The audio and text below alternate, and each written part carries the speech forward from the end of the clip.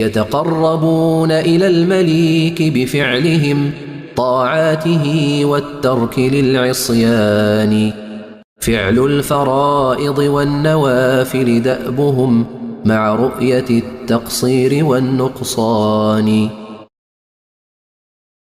إن الحمد لله نحمده ونستعينه ونستغفره ونعوذ بالله من شرور أنفسنا ومن سيئات أعمالنا. من يهده الله فلا مضل له ومن يضلل فلا هادي له.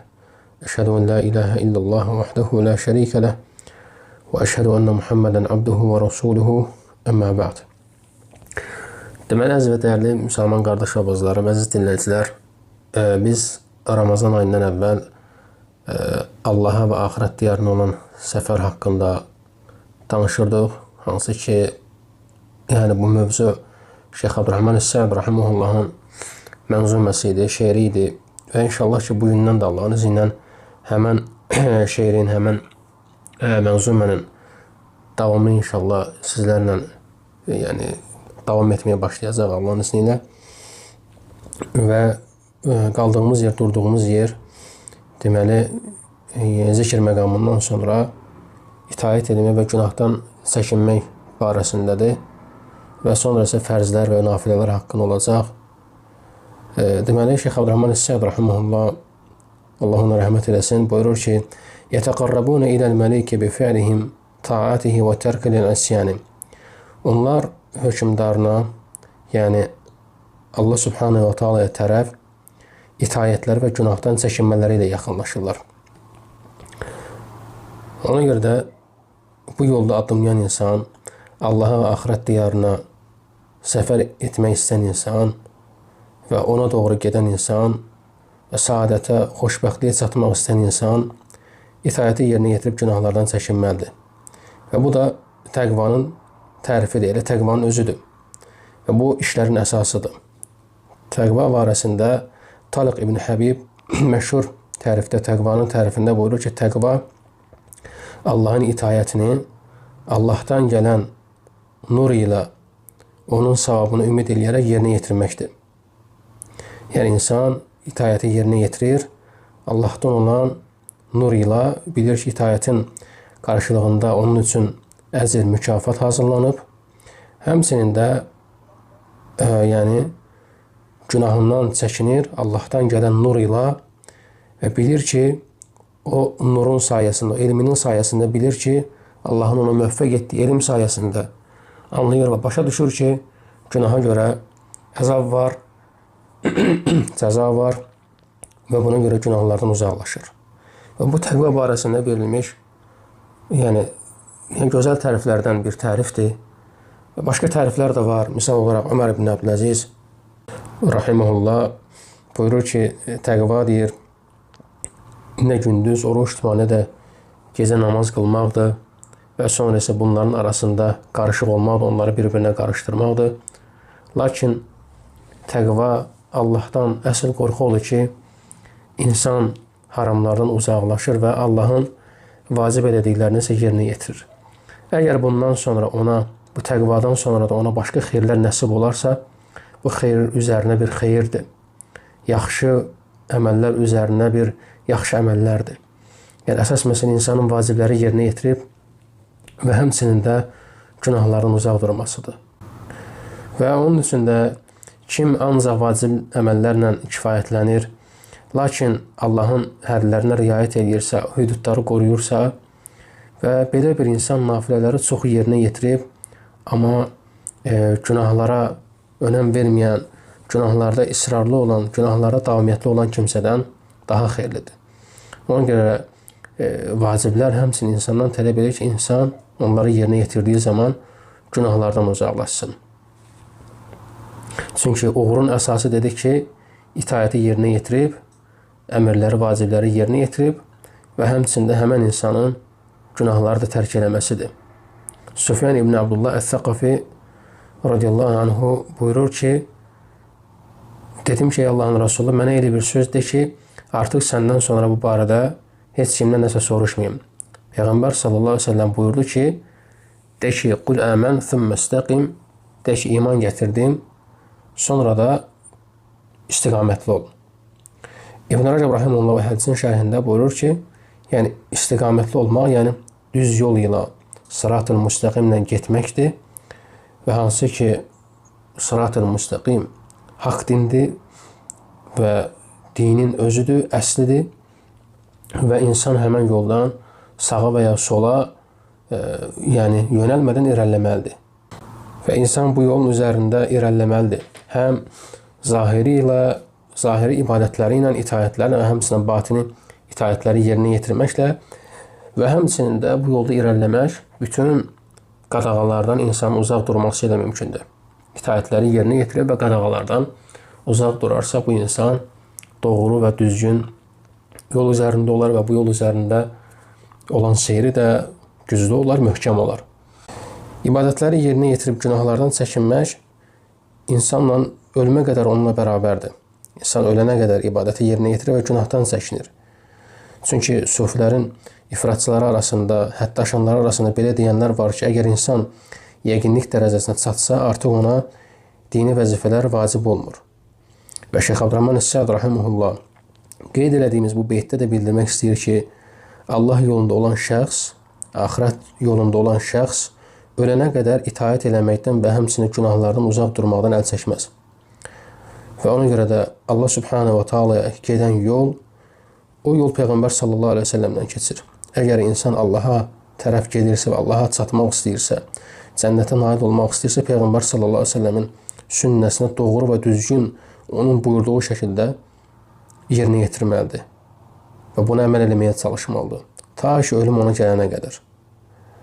Və Allah Subhanahu wa Ta'ala'nın ayədə deməsi ki, وَعْبُدْ رَبَّكَ حَتَّى يَأْتِيَكَ الْيَقِينَ Yəqinlik sənə gələnə qədər ibadət elə.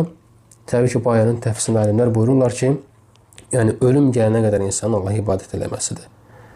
Namaz və bu kimi digər ibadətlər nə qədər ki, insanın ağlı yerindədir və bu müddətcə həmən ibadətləri yerinə yetirmək o insana vacibdir.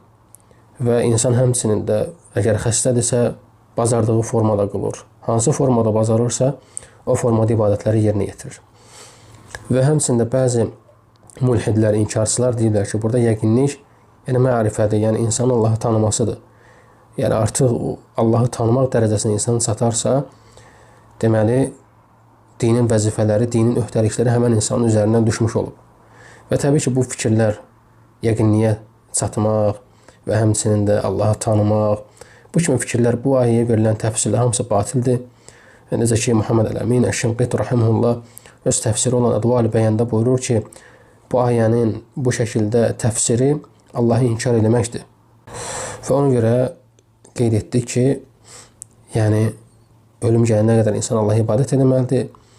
Həmçinin İbn Kəsir rahimehullah öz təfsirində də buyurur ki, yəni peyğəmbərlər və həmçində onların ətrafında olan o sahabələr, ümumiyyətlə Peyğəmbər sallallahu əleyhi və səlləm sahabələri Allahı ən yaxşı tanıyan insanlar idilər. Allahın haqlarını daha yaxşı bilirdilər, ad və sifətlərini daha gözəl bilirdilər. Buna baxmayaraq onlar ibadətdə ən abid, ən salih insanlar idilər.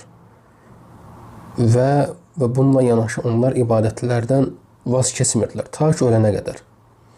Deməli ayədəki yəqinlik sözündəki məqsəd, necə ki təfsir alimləri qeyd etdiyi kimi, yəni ölüm gələnə qədər insan ibadət edib günahlardan çəkinməsidir.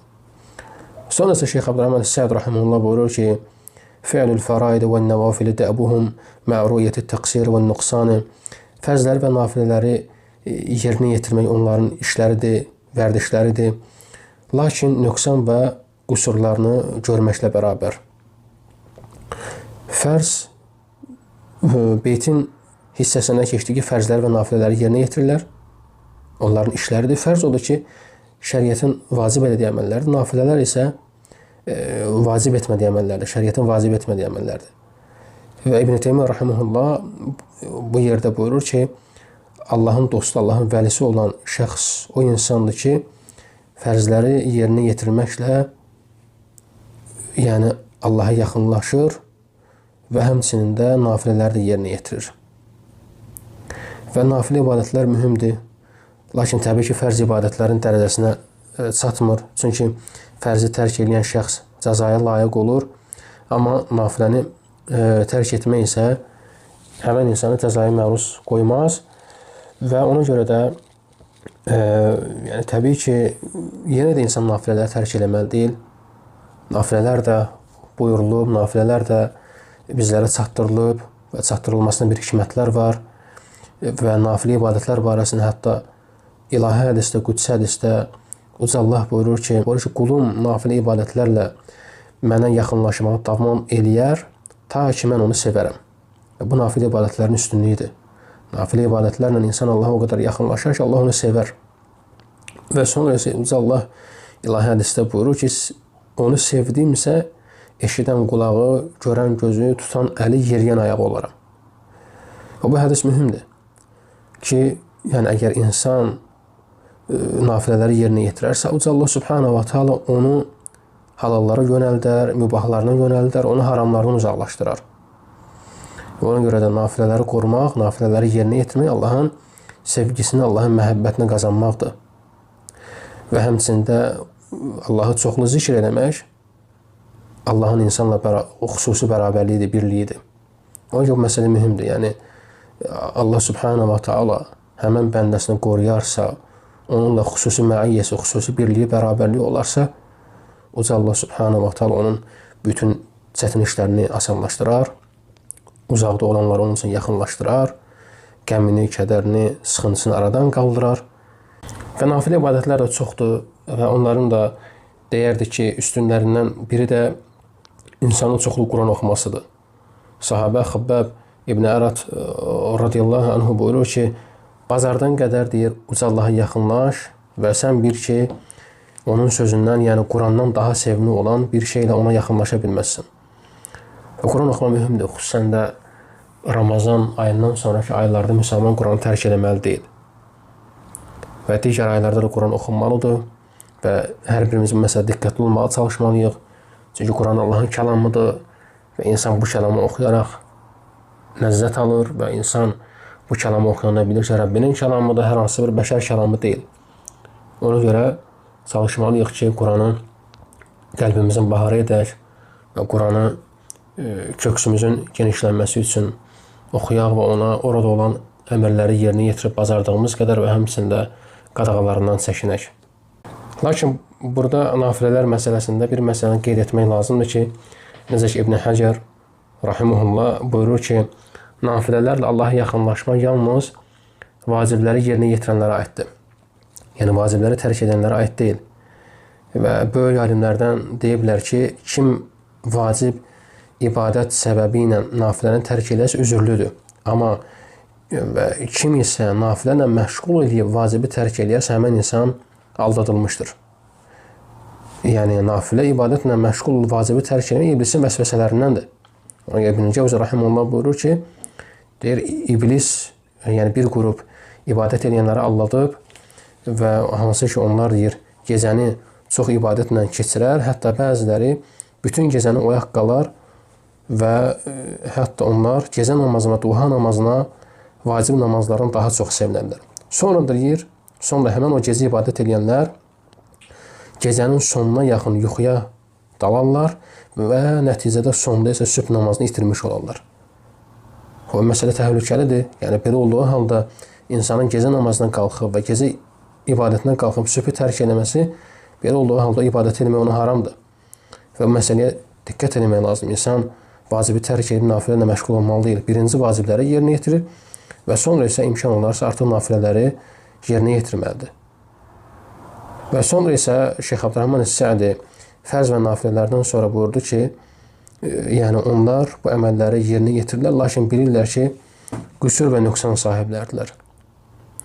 Və ona görə də Şeyx Abdurrahman Sədi bu mənzumənin şərhində özü buyurur ki, yəni onların ibadətdə olan o ciddi səyləri, fərzləri yerinə yetirib nafilələri də yerinə yetirmələri onları tənbəllikdən uzaqlaşdırır. Və həmçinin də fərzləri yerinə yetirib nafilələri də etmələri həmçində onları unutdurmur ki, onların qüsurları və eybləri var. Və əgər o insanlar bu salih əməllərlə yanaşı qüsurlarını və eyblərinin olduğunu düşünərsə, onlardan ucub xəstəlik, özünü bəyənmə xəstəliyi onlardan qalxmış olar. Hansı ki, ucub elə bir xəstəlikdir ki, insanın əməllərini puç edən, fəsada uğradan bir xəstəlikdir.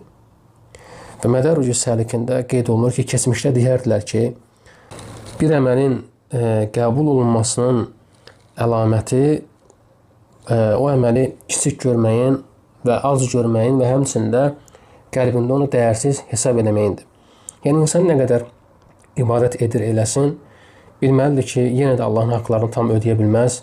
Hətta buluğa çatandan ta ki, ölənə qədər alnını səcdən qaldırmasa da belə, yenə də Allahın haqlarını tam yerinə yetirə bilməz, ödəyə bilməz. Və ona görə də insan nə qədər ibadət edir eləsin, həm bununla bərabər nöqsanlı, eyibli, qüsurlu olduğunu xatırlamalıdır və günahlarını gözünün qabağına götürməli, salih əməllərini gözünün qabağına götürməli və bunları bir-birinə müqayisə eləsə görər ki, doğrudan da etdiyi günahlar salih əməllərindən çoxdur. Və belə olduğu halda insan heç vaxtı öz salih əməllərlə, yaxşı əməllərlə öyünməz, özünü yuxarıdan aparmaz və həmçinin də özünü bəyənmə xəstəliyi həmən insanlardan uzaq olmuş olar. Və məsələ mühümdür, yəni insan öz yaxşı əməllərindən özünü öyməli deyil və özünü tərifləməkdən insan çəkinməlidir. Əsl olan budur. Və Səid ibn Cübeyr rahimehullaha buyurulur ki, yəni insanların ən abidi, ən çox itaət eləyəni kimdir? Və o deyir ki, yəni o insan ki, günaha düşüb və təbii ki, insanın fitrəti budur ki, insan günah eləyir, insan asli işlər eləyir, günaha düşür, lakin hər dəfədir günahlarını xatırlayanda öz əməllərini isə kiçik görür. Hər dəfə asli işləri yadından düşəndə salih əməlləri onun üçün balaca görünür. Və belə olduğu halda həmən insan özünü yuxarıdan aparmaqdan və özünü tərifləməkdən, özünü öyməkdən, bu kimi xəstəliklərin uzun xəstəliyindən bir sözlə özünü uzaq tutmuş olar. Ona görə məsələ mühümdür və həmçinin bəzi sələflər deyərdilər ki, əməlini öz adına görməkdən ehtiyatlı ol. Əgər onu özün üçün gördünsə, özündən gördünsə, sən əslində sənə aid olmayan bir işə baxmış olarsan. Yəni, əlhamdülillah, yerinə yetiribsə yaxşı əməli, bu Allahın ona müvəffəq etdiyidir. Allahın ona olan bir nəsibi, bir payıdır və insan bunu özündən görməsin. Və Allaha nisbət eləsin və əgər salih əməl görübsə, Allaha həmd eləsin, Allaha şükür eləsin ki, bu əməli yerinə yetirməyə Allah ona müvəffəq edib.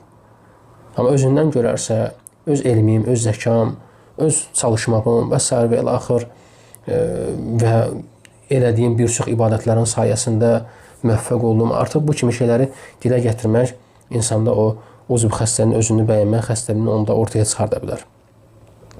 Və ona görə də yəni əgər insan öz əməlini bəyənərsə və bunu ilə yəni insanlar arasında özünü tərifləyərsə və bu insanın elmsiz və cahil olmasının, yəni elmdən uzaq olmasının əlamətidir. Və ona görə də özünü bəyənmək xəstəliyi və özünü tərifləmək xəstəliyi elə bir şeydir ki, uzv xəstəliyi, sonda insan bunu dilinə gətirə bilər. Yəni əgər bir insan bir yaxşı əməlindən sonra o əməlinə görə özünü bəyənirsə və uzv ona gəlirsə və sonda görərsən ki, həmən insan o elədiyi əməlləri dilinə gətirir və insanların eşitməsi üçün danışır və özünü onlara göstərir. Hətta insanlar onu tərifləsinlər və beləcə insanlar razı salmağa çalışır. Lakin bilmir ki, belə etməyi onun əməlini puç edə bilər, belə etməyi onu axirət savabından məhrum edə bilər. Həmçinin ucub özünü bəyənmək xəstəliyi ilə yanaşı, özünü tərifləmək xəstəliyi ilə yanaşı, yəni riya məsələsi də var. Yəni o da qorxulu fitnələrdəndir. İnsan yəni öz əməllərini kiməsə göstərməkdən uzaq olmalıdır. Əməl təbii ki, sırf Allah üçün olmalı. O riya hətta Dəccalın fitnəsindən də təhlükəlidir. Necə ki, Peyğəmbər sallallahu aleyhi ve sellem Əbu Səid Əl-Xudri radiyallahu anhudan gələn hədisdə buyurur ki, yəni sizə Məsih Dəccaldan daha çox qorxduğum bir şey haqqında xəbər verinmi? Sahabələr buyurlar ki, bəli Allahın Rəsulu. Peyğəmbər sallallahu aleyhi ve sellem buyurur ki, o gizli şirkdir. Yəni bir adamın qalxıb namaz qılması və başqasının onu görməsi ilə namazını gözəlləşdirməsi. Yəni bu gizli şirkdən sayılır. Riya da bu. İbn Baz rahimehullah buyurur ki, Dəccal bəzi əlamətlərlə tanına bilər.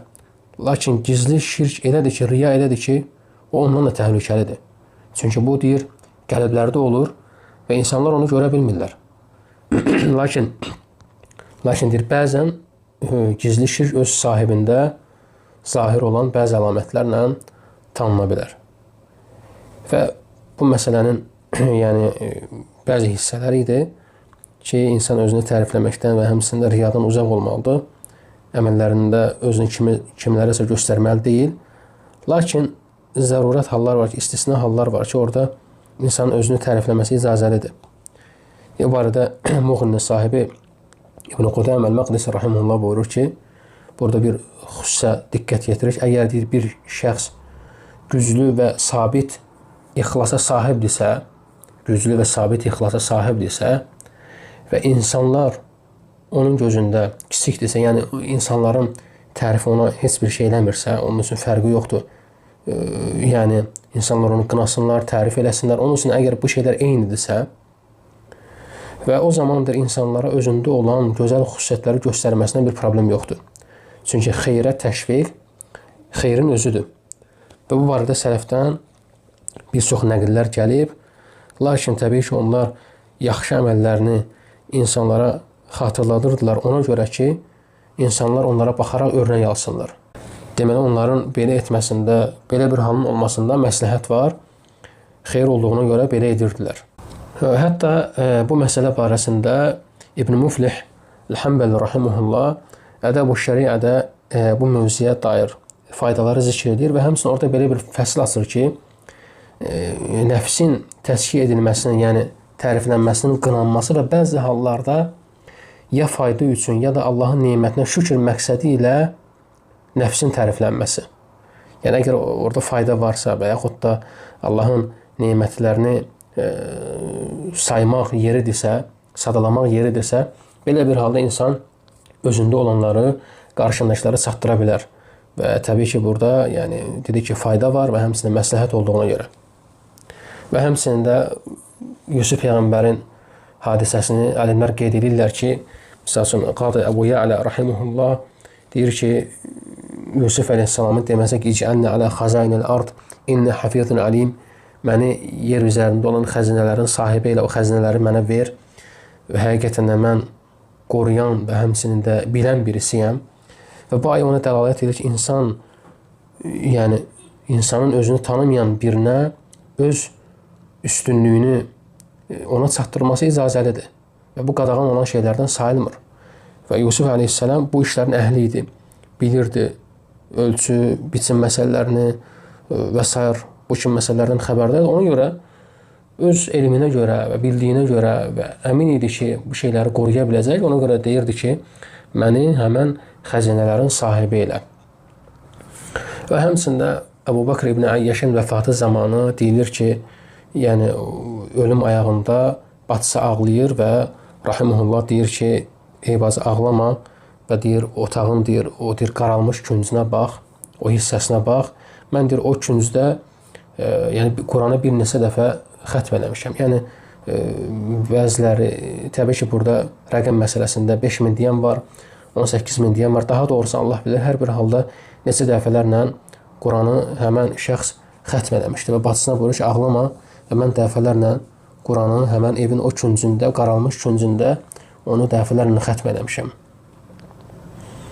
Və həmçində burada alimlərin qeyd elədiyi bir incəliyə də işarə etmək istərdik ki, o da budur ki, insan iki halda da özünü tərifləməsi icazəlidir. Birinci hal, necə ki, bu arada şeyxlər qeyd edirlər, alimlər qeyd edirlər ki, birinci hal ondan ibarətdir, əgər insan bidət əhli, fitnə əhli və azğınlıq əhli ilə qarşılaşarsa, onların qabağında özünü tərifləməsi icazəlidir. Yəni, məqsəd öz mövqeyini ucaldıb, haqqı üstün göstərmək və həmçində batil olduğunu ortaya qoymaq, nahaq olduğunu ortaya qoymaqdır. Və alimlər deyiblər ki, bu məsələ Allah yolunda cihaddandır. Necə ki, cihad zamanı insan özünü üstün göstərməlidir və buna icazə verilib. Və eləcə də bu yerdə də bidət əhlinə qarşı, fitnə əhlinə qarşı, fəsad əhlinə qarşı, yəni insan özündə olan o sifətləri ilə, insan özündə olan o həqiqi sifətləri ilə bu yerdə insan özünü tərifləyə bilər. Və bu bidət, fitnə və hava əhli ilə mübarizədə üstünlüyü nümayiş etdirmək üçündür. Və belə bir halda insan özünü tərifləyə bilər. Və ikinci məsələ isə, əgər bir insan özündə olmayan bir şeylə qınanlarsa, məsələn, ona deyilə bilər ki, məsələn, filan kəs təkəbbürlüdür, filan kəs özünü yuxarıdan aparır və s. ilə axır. Əgər hansı ki bu şeylər onda yoxdursa, özünü müdafiə üçün özünü tərifləyə bilər. Tutaq ki, əgər o insan əgər Quran öyrənəndirsə, Quran əhlidirsə və yaxud da sünniyə bağlı olan bir insandırsa, belə bir halda özünü tərifləyir və deyir ki, yəni təkəbbürlük məndə necə ola bilər ki, mən sinəmdə Quranı daşıyıram, həmçində sünniyə bağlı və sünniyə möhkəm sarılan birisəm. Belə bir halda özünü müdafiə məqsədi ilə alimlər qeyd edirlər ki, özündə olan fəzilətləri, özündə olan üstünlükləri qarşısında olanlara çatdıra bilər və təbii ki, o haqsızlığı özündən dəf eləmək üçün. Və bu barədə Sələf-i Salihdən nəqillər varid olub, lakin dedi ki, əsas odur ki, qayda budur ki, insan özünü tərifləməməlidir. Bu qədər yəni çatdırmaq istədiklərimiz hələ ki bunlar idi. İnşallah ki, yəni beytin növbəti hissələrini, növbəti mövzularda inşallah davam edəcək. Uca Allah eşidib yaxşısına tabi olanlardan eləsin. Uca Allah bizi haqqa müvəffəq eləsin. Subhanəkəllahumma və bihamdikə əşhədu en la ilahə illə ənt, əstəğfiruka və etûbü